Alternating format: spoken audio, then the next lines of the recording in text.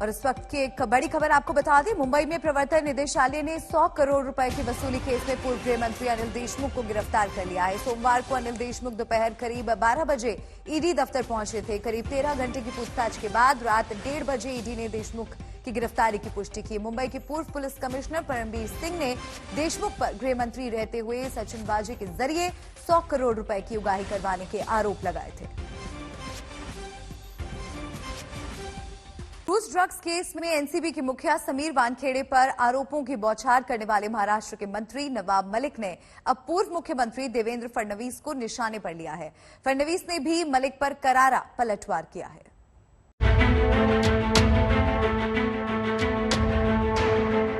कि जयदीप राणा जेल में बंद है, ड्रग ट्रैफिकिंग के केस में गिरफ्तारी हुई है,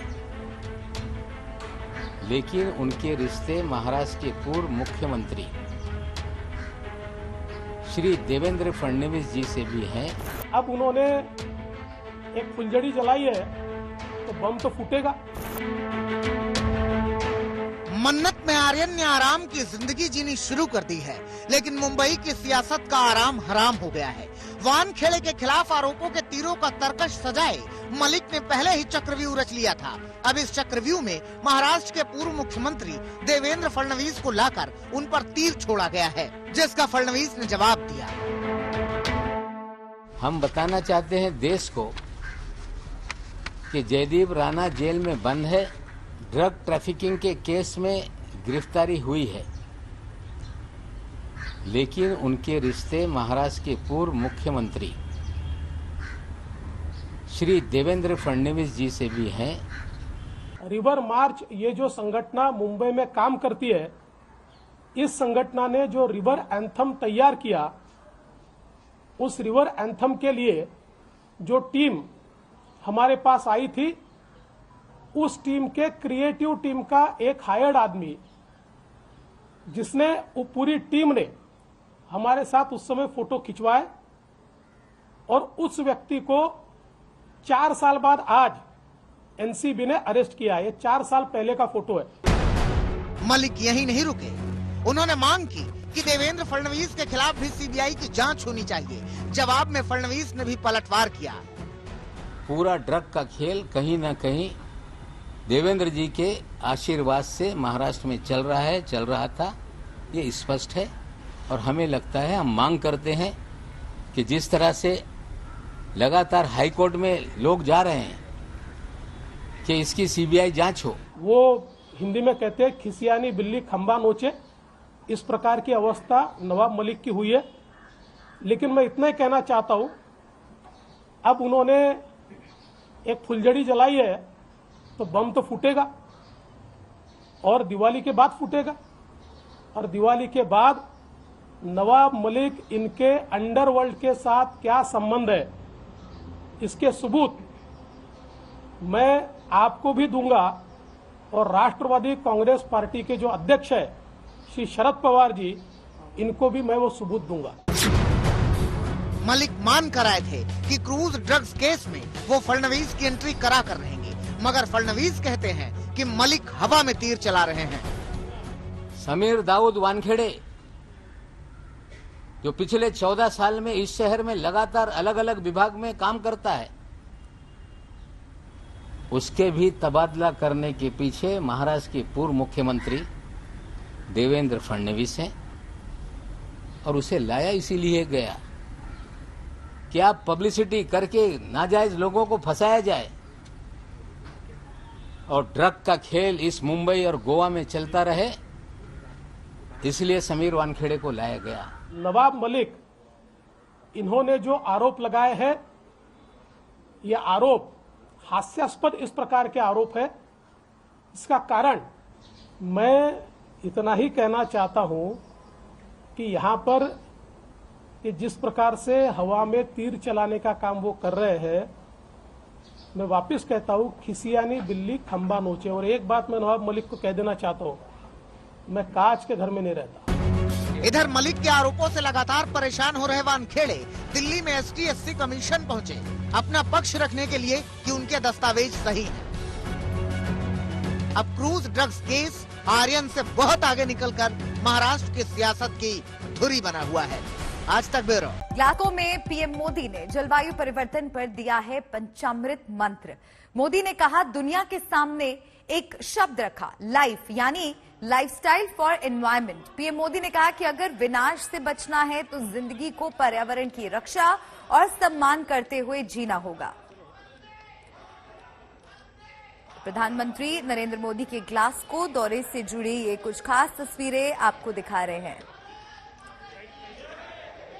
ग्लासगो में हुई COP26 समिट में प्रधानमंत्री नरेंद्र मोदी ने दुनिया के सामने जलवायु परिवर्तन पर भारत की उपलब्धियां गिनाई, 2030 तक का खाका पेश किया और दुनिया को पंचामृत फॉर्मूला दिया। प्रधानमंत्री नरेंद्र मोदी ने अपने पहले पेरिस सम्मेलन की याद दिलाई।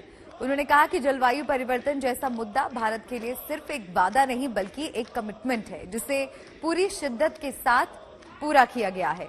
वैश्विक मंच पर प्रधानमंत्री नरेंद्र मोदी ने दुनिया के सामने जलवायु परिवर्तन के खिलाफ जारी जंग को जीतने के लिए वन वर्ल्ड मूवमेंट प्रस्ताव रखा। उन्होंने दुनिया को दिया लाइफ मंत्र।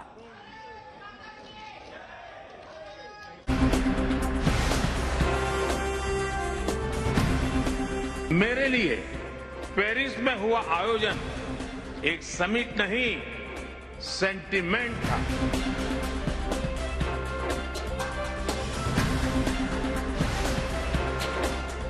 क्लाइमेट के संदर्भ में वन वर्ल्ड एक विश्व का मूल आधार बन सकता है, अधिष्ठान बन सकता है।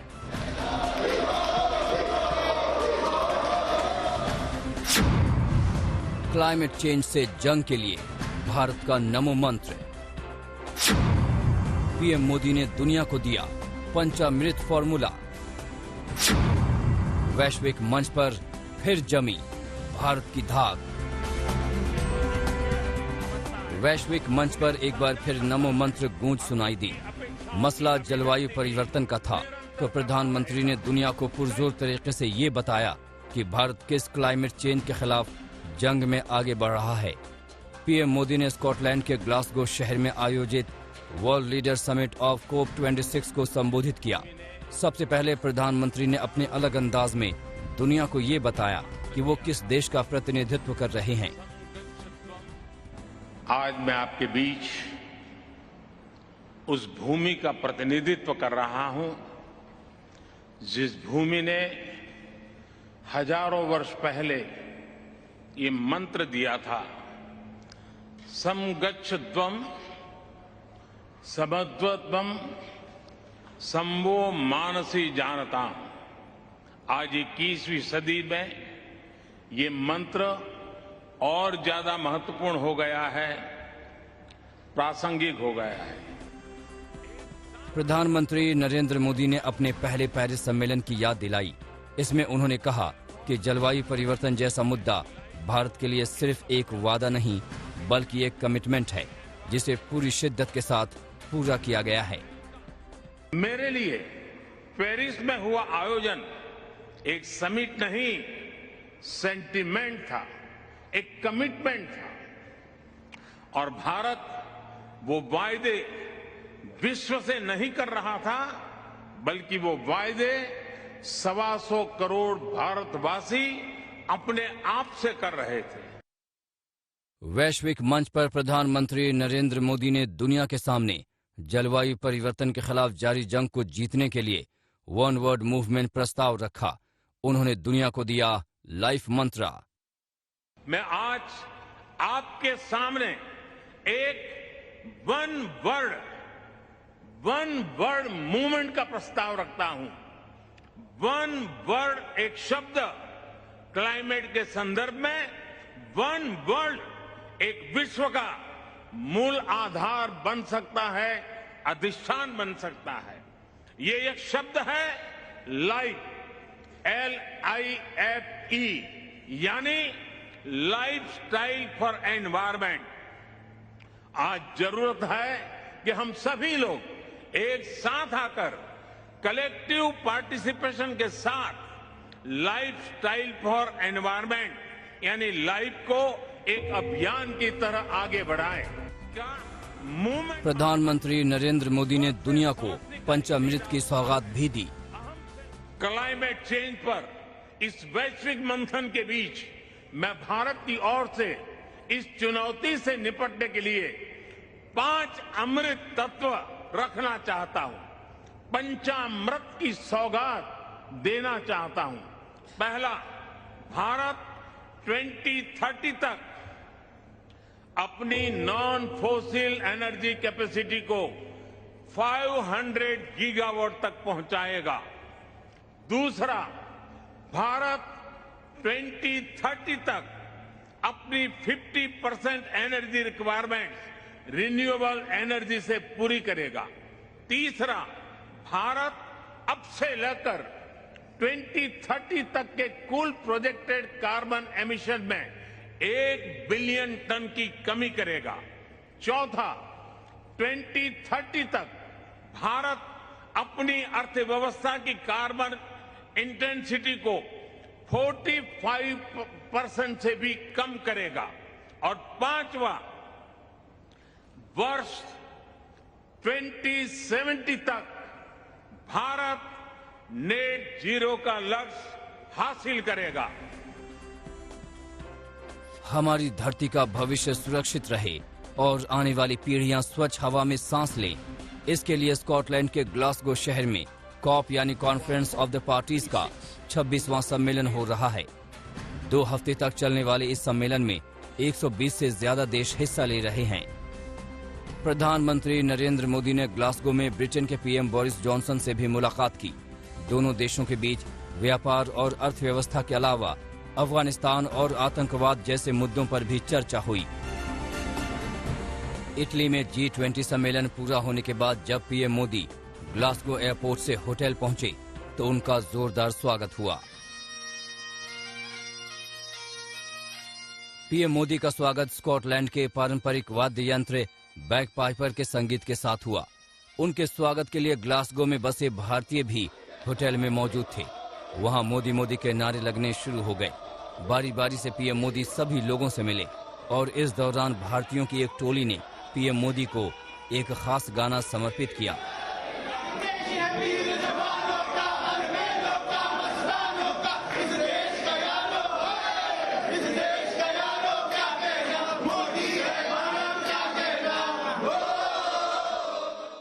प्रधानमंत्री नरेंद्र मोदी ने COP26 में ये साफ कर दिया कि भारत 2070 तक जीरो कार्बन एमिशन में पहुंच जाएगा। लेकिन साथ में उन्होंने ये भी कहा, जो कि अपेक्षित था, कि क्लाइमेट फंडिंग पर काम करना चाहिए, काम होना चाहिए और तभी न्याय होगा उन देशों के साथ जो विकासशील हैं, जिनका इतना ज़्यादा कंट्रीब्यूशन नहीं है अब तक क्लाइमेट चेंज की तरफ। जैसा भारत का उन्होंने कहा कि 70% दुनिया की आबादी होने के बाद भी 5% क्लाइमेट क्राइसिस में उनका योगदान है भारत का। तो अभी भी जो विकसित देश हैं उन पर बहुत ज़्यादा भार डाला जाना चाहिए। लवीना टंडन, ग्लासगो, आज तक। COP26 समिट में प्रधानमंत्री नरेंद्र मोदी ने दुनिया के सामने पेश किया 2030 तक की योजनाओं का खाका। कहा, भारत ने पूरा किया अपना संकल्प। पीएम मोदी ने कहा कि अगले 50 साल में भारत कार्बन उत्सर्जन में नेट जीरो राष्ट्र हो जाएगा। मेरे 3 विचार हैं। पहला, एडप्टेशन को हमें अपनी विकास नीतियां और परियोजनाओं का मुख्य अंग बनाना होगा। भारत में नल से जल, टैप वाटर फॉर ऑल, स्वच्छ भारत, क्लीन इंडिया मिशन और Ujjwala clean cooking fuel for all जैसी परियोजनाओं से हमारे जरूरतमंद नागरिकों को एडप्टेशन बेनिफिट्स तो मिले ही हैं, उनकी क्वालिटी ऑफ लाइफ में भी सुधार है। दूसरा, कई ट्रेडिशनल कम्युनिटीज में प्रकृति के साथ सामंजस्य में रहने का ज्ञान है। हमारी एडप्टेशन नीतियों में इन पारंपरिक प्रैक्टिसेस को उचित महत्व मिलना चाहिए। ज्ञान का ये प्रवाह नई पीढ़ी तक भी जाए, इसके लिए स्कूल के सिलेबस में भी इसे जोड़ा जाना चाहिए। लोकल कंडीशन के अनुरूप लाइफस्टाइल्स का संरक्षण भी एडप्टेशन का एक महत्वपूर्ण स्तंभ हो सकता है। तीसरा, एडप्टेशन के तरीके चाहे लोकल हो, कितने पिछड़े देशों को इनके लिए ग्लोबल सपोर्ट मिलना चाहिए। लोकल एडेप्टेशन के लिए ग्लोबल सपोर्ट की सोच के साथ ही भारत ने coalition for disaster resistant infrastructure CDRI की पहल की थी। मैं सभी देशों को इस इनिशिएटिव के साथ जुड़ने का अनुरोध करता हूं। धन्यवाद। दुनिया के विकासशील देशों पर अब जिम्मेदारी आ गई है कि वो पर्यावरण को कम से कम नुकसान पहुंचाए बिना अपने राष्ट्र का विकास करें। आज जो विकसित देश हैं, उन्होंने विकास के लिए पर्यावरण की परवाह किए बगैर कल कारखानों का जंगल लगा दिया, जिससे होने वाले कार्बन उत्सर्जन और जंगलों की कटाई ने दुनिया को आज इस हाल में लाकर खड़ा कर दिया है।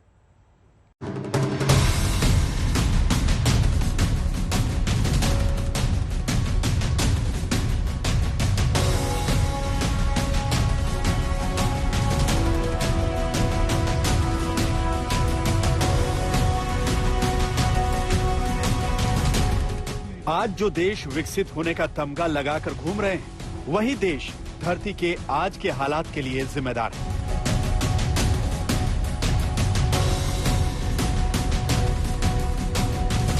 जो देश 19वीं और 20वीं सदी में विकास के नाम पर उद्योगों की सुनामी लेकर आए,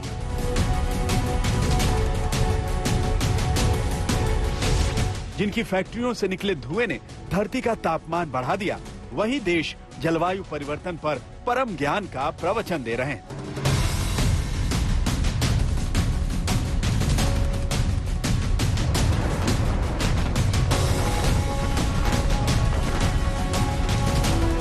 उद्योगों के जरिए खुद का विकास 100 साल पहले ही बुलेट ट्रेन की रफ्तार से करने वाले देश अब 2050 तक दुनिया को नेट जीरो के फायदे समझा रहे हैं।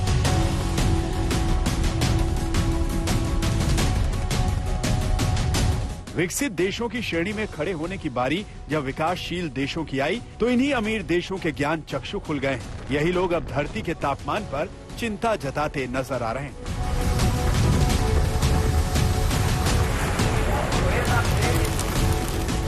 हम आपको धरती के तापमान से जुड़ा एक आंकड़ा दिखाते हैं, जिसके बाद हम आपको बताएंगे कि जो देश आज के क्लाइमेट संत बनकर नसीहतें दे रहे हैं, दरअसल ऐतिहासिक रूप से वही भोगी रहे हैं। धरती का तापमान पूर्व औद्योगिक काल से, जिसे आप 1861 से लेकर 1880 तक मान सकते हैं, उनके मुकाबले आज 1.1 डिग्री सेल्सियस बढ़ चुका है। अगर इसी स्तर पर कार्बन का उत्सर्जन बना रहा तो धरती का तापमान 21वीं सदी के अंत तक 2.7 डिग्री सेल्सियस तक बढ़ जाएगा, जो आपदाएं लाएगा। जो देश आज कार्बन उत्सर्जन की कमी लाने की बात कर रहे हैं, वही देश ऐतिहासिक रूप से जलवायु परिवर्तन की वजह से होने वाली आपदाओं के जिम्मेदार है। खुद को सुपर पावर समझने वाले देशों की सुपर विलेन वाली छवि हम आपको इन आंकड़ों के जरिए बताना चाहते हैं। मौजूदा वक्त में कार्बन उत्सर्जन के मामले में भारत तीसरे नंबर पर है। भारत की वैश्विक भागीदारी 7.2% है, जबकि आपको जानकर हैरानी होगी कि खुद को सुपर पावर समझने वाले देश अमेरिका की वैश्विक भागीदारी भारत से लगभग 2 गुनी यानी 15.2% और चीन की भागीदारी भारत से लगभग 4 गुनी यानी 27.8% है। कार्बन उत्सर्जन आज की समस्या नहीं है, जिसकी वजह से दुनिया के विकसित देश परेशान हैं। दरअसल ऐतिहासिक रूप से ये वही देश हैं जिनकी वजह से दुनिया जलवायु परिवर्तन के खतरे को झेल रही है।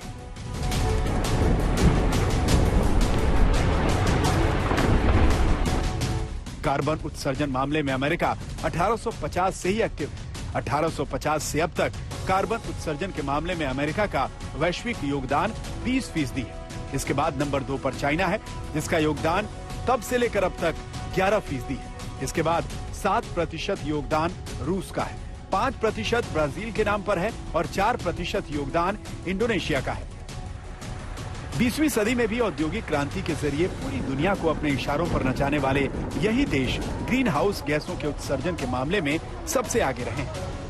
बात अगर वर्ष 1990 से की जाए तो उस वक्त से अगले 10 साल तक ग्रीन हाउस गैस के उत्सर्जन के मामले में अमेरिका नंबर 1 पर था। दूसरे नंबर पर यूरोपियन यूनियन के देश थे, तीसरे नंबर पर चाइना और चौथे नंबर पर रूस था। 5वां नंबर ब्राजील का, जबकि 6ठे नंबर पर भारत का नाम था।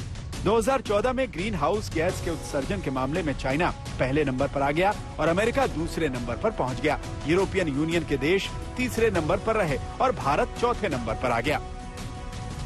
मतलब ये कि जिन देशों की भागीदारी कार्बन उत्सर्जन में सबसे ज्यादा रही है, वही देश आज पर्यावरण के टोल पर बैठकर दूसरों की पर्चियां काट रहे हैं। अपने देश में यही देश विकास के नाम पर प्रकृति का दोहन करते रहे और विकासशील देशों को $100 अरब का लॉलीपॉप देने का वादा करके मुकर गए। इन पैसों को विकासशील देशों में कार्बन उत्सर्जन कम करने के प्रयासों के नाम पर खर्च किया जाना था। आज तक ब्यूरो।